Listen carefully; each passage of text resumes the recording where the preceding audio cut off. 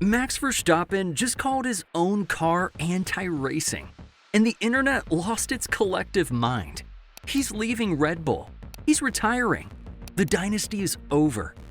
Everyone picked up the same quote and ran with it like it was a transfer announcement. Meanwhile, the RB22 was busy being 10 kilometers per hour faster than the McLaren down the Bahrain Strait on day one of testing, with a brand new engine that Red Bull built themselves, from scratch. So let me get this straight. Man hates the regulations, man shows up anyway. Man builds the fastest car on the grid anyway. And somehow the story is that he's leaving? No, that's not the story at all. Let me tell you the actual story. Here's the full quote, not the clickbait version. In Bahrain, Max said, "To drive, not a lot of fun to be honest. It feels a bit more like Formula E on steroids. But the rules are the same for everyone, so you have to deal with that." And then he said, "Of course, when I sit in the car, I always give it my very best. They know that." That second part got zero headlines, by the way. Funny how that works. What Max actually did was something he always does. He told the truth. The man doesn't do PR speak. He doesn't say, "We're really encouraged by the progress and we're working hard to maximize our package." That's just not Max. Max looks you in the eye and tells you exactly what he thinks. And if you don't like it, that's your problem. And honestly, he's got a point. The 2026 cars require extreme lift and coast on qualifying laps. We're talking 600 meters of lifting at Barcelona just to manage battery charge. The MG UK went from producing 120 kilowatts to 350. That's nearly triple the electrical power, and the car punishes you every time you don't manage it perfectly.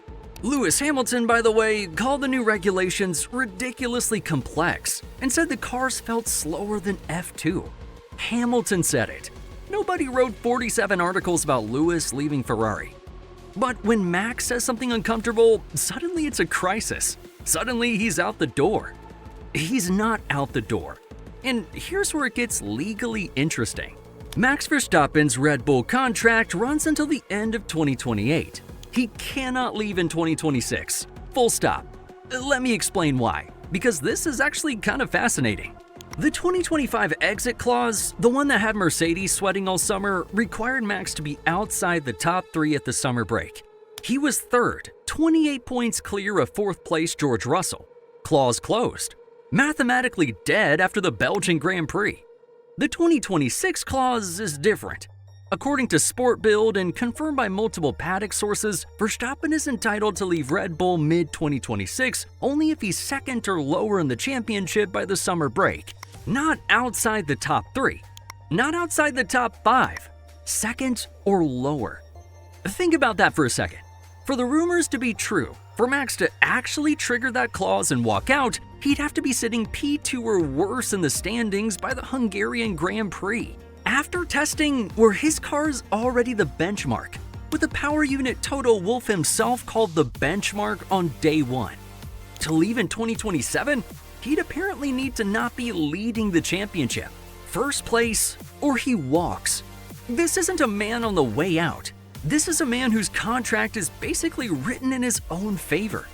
He has an escape hatch, sure, but it only opens if Red Bull completely falls apart.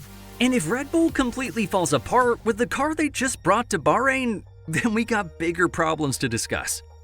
Before I get into what the RB22 actually did in testing, because this part is genuinely insane, if this is your kind of F1 content, no fluff, no clickbait, just the actual story, hit like and subscribe. I cover every twist of this season, and we're already 2 weeks in with enough drama for a full documentary. Buttons right there, you won't regret it. Right, the car itself. Red Bull Powertrains built their first ever Formula One engine. From nothing. No legacy. No decades of combustion expertise. They hired Ben Hodgkinson from Mercedes, partnered with Ford, and spent 4 years building something that had never existed before. And on its first official day of competitive testing, the RB22 was approximately 10 kilometers per hour faster than the McLaren MCL40 on the Bahrain main straight. 10. Toto Wolff, the man who's called Red Bull cheaters, the man who spent 2023 and 2024 promising Mercedes would be back, sat in the paddock watching Red Bull's brand new engine and said, I would say that as of today, they've set the benchmark. Not Red Bull's press team, Toto Wolff. Max logged 197 laps across the 3 days of testing. 197. That's over triple race distance. The car was consistent, reliable, easy on tires, and showed rear instability only in slow corners, something Red Bull's engineers already identified and are actively working on. George Russell was 6th on day 1, behind Esteban Ocon and the Haas. 6th. The Mercedes that everyone spent the winter hyping as a favorite was beaten by a Haas for large portions of testing. So while the media was busy writing, "Is Max leaving?" Max was quietly doing 197 laps in what might be the fastest package on the 2026 grid. It's classic Max, complaining about the car, then posting the fastest straight line speed anyone has seen. But wait, there's a beautiful irony at the center of all this. Max called the 2026 regulations not Formula One. He said energy management is anti-racing. He said he enjoys driving flat out, and right now we just can't do that. But who is best placed to exploit energy management racing? Who spent years, literally years, training in iRacing, sim racing, practicing fuel saving, managing virtual race pace at 3 in the morning? Who won a virtual 24-hour race at the Nürburgring and then woke up and won the Imola Grand Prix in real life on the same weekend? Max Verstappen. He complains about the system, then he masters it faster than anyone else. This is not a coincidence. It's just Max. Former Formula E world champion Stoffel van Dorn said it best after the Formula E on steroids comments. "I think the clever guys in F1, which Max clearly belongs to, are gonna get on top of that. Even Formula E drivers, the people he just insulted, are rooting for him. That's how good he is." And while Lando Norris said the 2026 machinery feels like F2 in some ways, and Lewis Hamilton called these regs the biggest challenge of my career, Max was completing nearly 200 laps in Bahrain, understanding the car, feeding back data, and already looking like the man everyone will be chasing when the lights go out in Melbourne. So let's get back to the original question, cause it hasn't gone anywhere. How does Max Verstappen humble everyone in 2026? By doing exactly this. By hating the regulations publicly, complaining about them loudly, making everyone think there's a crisis, and then showing up at round 1 with the quickest car on the grid and humiliating the field anyway. In 2025, without the fastest car, he won 8 races, led more laps than anyone, took more poles than anyone, and closed a 104-point gap to within 2 points of the title. He lost by 2. Now the car is faster, the engine is the benchmark, and regulations are staying frozen for years.